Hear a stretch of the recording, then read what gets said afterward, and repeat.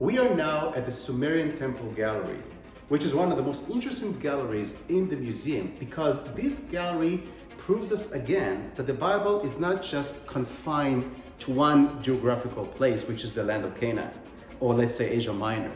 The Bible is actually universal because the story we're about to talk about did not take place in Israel or in Egypt or in Asia Minor. It actually took place in Mesopotamia, which is basically Iraq of today. The Sumerian were ancient nation, them and the Akkadians. They were ancient nation who dwelled between the two rivers, the Tigris and the Euphrates, and we know them later on as Babylonians and as Assyrians. What we see here is one of the most interesting models of a Sumerian temple called Ziggurat. Ziggurat is very close to the Hebrew word zaku, which means erected. Why is that? One of the main practices of the Sumerians was to physically reach to their gods. They used to build these huge towers, these huge pyramids in order to reach to their gods and to be closer to them. When we read our Bible, the book of Genesis, we learn about the story of Babylon.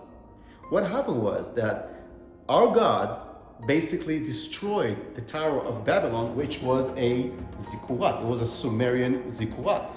God destroyed that ziggurat because the notion of getting closer to God physically, that's a pagan notion. That is not a monotheistic notion. What we see here when God basically took the language that they spoke among themselves and broke it to pieces.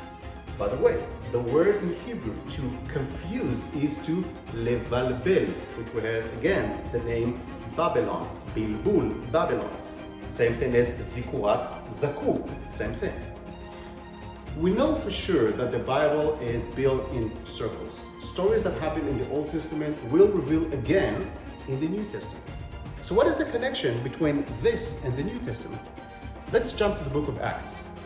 In the day of Pentecost, when the Holy Spirit descended down and people talk in different languages and everybody understood each other, that is the same story but reverse. And what is the moral value of this? When you try to climb yourself physically and you rely on your own strength and your own knowledge to get closer to God, that's a pagan understanding. When you devote yourself to God and you call out to God and you worship to God, God will come down to you. That's a monotheistic understanding. Let's hear another gallery.